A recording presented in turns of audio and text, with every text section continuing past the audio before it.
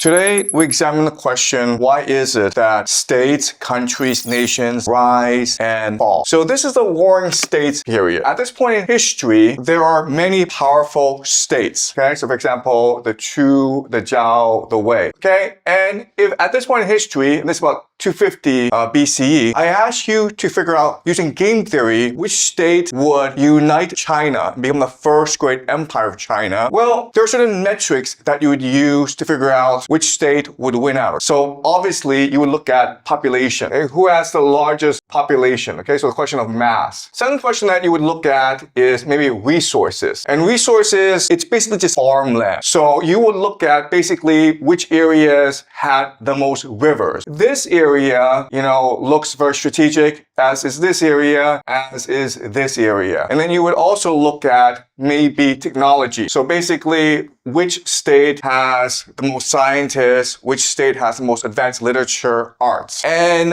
then from these metrics, then you could do some analysis and figure out that maybe Chu would conquer all of China at some point. But at no point, using any metrics, would you assume that Qing would conquer China. And there are certain reasons why. First of all, it's in mountains, so it's pretty poor. Second of all, it's pretty far away from the rivers and trade routes. And third of all, it's pretty isolated, okay? So you could not possibly imagine that the Qing dynasty would conquer all of China. But in fact, it is the Qing that would come and conquer all of China. And not only that, but if you look at most of human history, this pattern repeats itself. If you look at a region, the strongest nation does not come out on top. It's usually the weakest, most marginalized area that will eventually come and conquer the entire territory and create an empire. So clearly, the way that we understand history, it's problematic, it's wrong. What I want to do is propose to you a new way to understand how empires come into being, okay? And this was actually first proposed by a Muslim scholar, historian named Ibn Khaldun.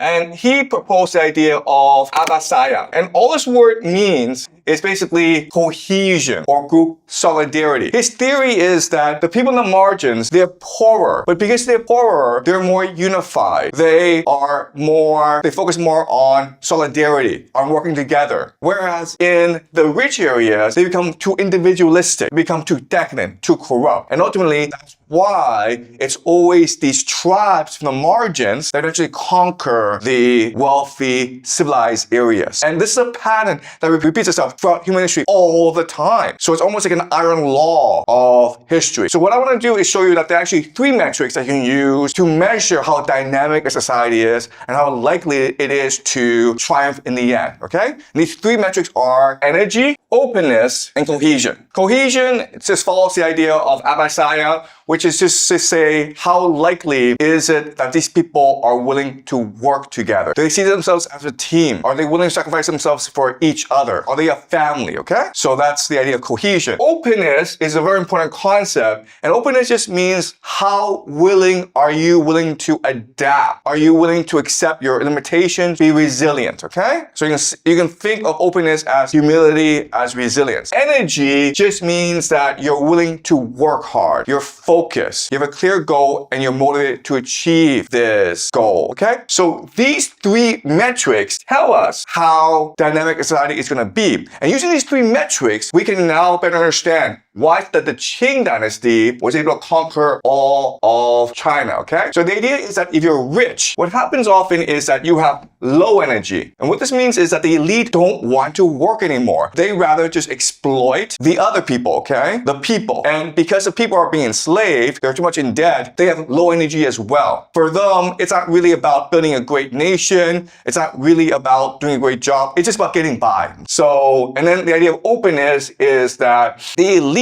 become extremely corrupt, they become very insolent, they become very arrogant, and so they refuse to admit that they're wrong, and as a result, society becomes stagnant. It doesn't really improve. And the idea of cohesion is that because of wealth inequality, because of corruption, people are much more individualized, people are much more atomized, okay? And this allows for a new group to come in and conquer everyone. I'm going to use actually another example. An example is the Greek city-states. And remember, the Greek city-states, it's really the height of human civilization. They gave us Homer, Plato, Thucydides, Sophocles, okay? Just basically the basis for all of Western civilization. Now, what's interesting is that for most of their history, the Greek city-states, and these are basically like these small cities, okay? There are thousands of them, and on average, they're about 1,000 people each. There's some big city-states like Athens, but even Athens is not that big. So at its height, Athens had about 50,000 people. So these city-states like Athens, Thebes, Sparta, okay? These are the major ones, and there are others as well as Corinth, Argos. They're always in competition with each other, very much like the Chinese warring states as well. And again, if we were to look at the year 500 BCE, you would think that maybe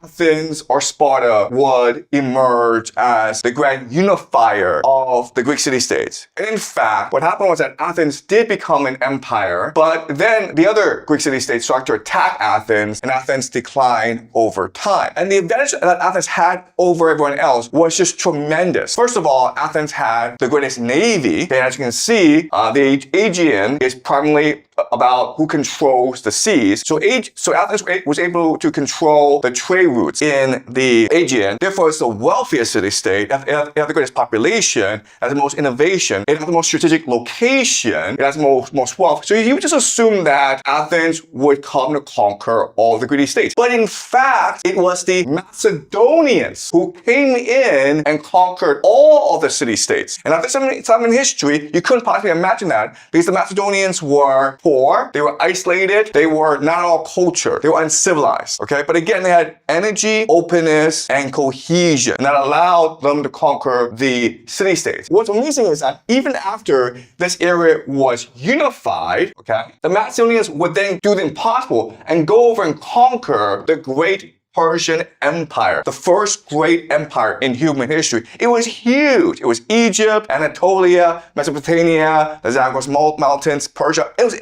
everywhere. And in a very quick amount of time, the Macedonians, under Alexander the Great, they sailed across the Aegean, landed a small fort, and then very quickly, in about 10 years' time, conquered the entire Persian Empire. You would think that the new Macedonian Empire would be invincible, but then what happened a few decades later is the rise of the Romans. Who are the Romans? Well, at this time in history, we don't know who they are, okay? But as you can see, the entire Italian peninsula is being colonized by the Greeks. And then the Romans, who are, these poor, backward, tribal people, eventually over time, they will conquer the entire Italian peninsula, and then it'll go and conquer the Greek mainland, and then it'll go south to conquer Carthage as well. And they will create the Roman Empire, okay? So this is a pattern that repeats itself throughout human history. The empire becomes corrupt, lazy, arrogant, and this gives opportunity for a troubled people, whether it's the Macedonians, whether it's the Jiang, whether it's the Romans, to come and conquer all of them. But now the question then is, if that's true, and so let's look at more examples, okay, of this. Let's look at the Aztecs. And the Aztecs is even a more stark example. This is about the 16th century, 15th century, okay? As you can see, the Mexican peninsula, it is divided into different warring city-states, okay? Very similar situation to the Greek city-states and the Chinese city-states. Then what's going to happen is the Aztecs, we are going to come in from the north. And the Aztecs are a poor tribe that's starving. So they're basically from North America. They come in because they're looking for food, and they're warrior people. So they're hired by other city-states to fight for them. Eventually they become too powerful, so they become isolated onto a marsh. And this marsh, it's poor, and everyone just assumed that they would starve to death in this marsh. What's amazing is that as a people, they became very creative, and they turn this marsh into farmland. And over time, they will slowly come to conquer everyone. And they established the Aztec Empire, which rules over millions and millions. And then what happens, which is one of the greatest mysteries in human history, is you have another group of people called the conquistadors from Spain. And there's only about 500 of them, okay? Arriving about the year 1519. They come in, and in like a very short amount of time, they conquer the entire Aztec Empire. And Spain comes to rule basically all of South and Latin America. Even though, yes, we have a formula in place. Whichever group has the most energy, whichever group is the most open, the most cohesive, will conquer the other groups. it still doesn't explain to us how this happened, how this guy,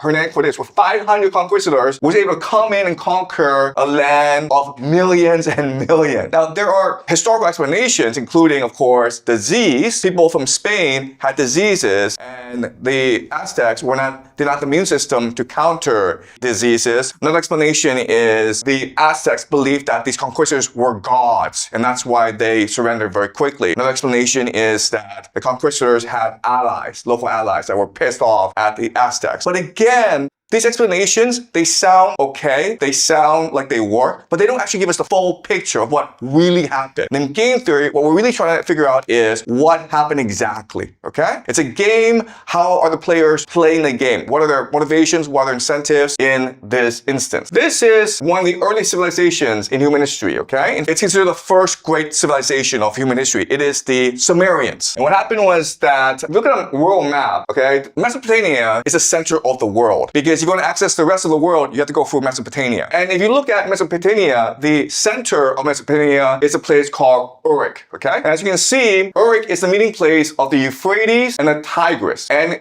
if you look at this, the Uruk allows you to access the Persian Gulf, which gives you access to India, or we call the IVC, the Indus Valley Civilization. And then traders are able to take the goods and cross to Egypt, and then you're able to go north to Anatolia. So why did Europe become the first great world city? Because it was the center of all global trade. So different people came together into the city in order to establish a trading post. Okay, and over time it grew and grew because it was very wealthy. Over time, it set up colonies elsewhere, and then eventually these different city-states came into conflict with each other, which is the same process as what happened with the Chinese warring states as well as the Greek city-states. And you would assume that one of these city-states would conquer the rest. But in fact, again, it was these tribal mercenaries from an isolated region called the Acadians, who would come and conquer everyone else, okay, the Acadians. Then what happened is that other people would come over and conquer them as well. And then you have people from the Zagros Mountains, the Persians basically, come in and unify the entire area and create the Persian Empire. So this is a pattern that emerges throughout human history. It's a pretty consistent pattern, okay? We have theories as to why this is happening. Yes, we do know that groups that are energetic, open, and cohesive will triumph over other groups, but the idea of game theory is to figure out exactly what happened. So let's go over exactly what happened. And I will show you that what's happening is that as nations rise and fall, the games they play changes. The game changes, and therefore their motivations, their incentives, their strategies change over time.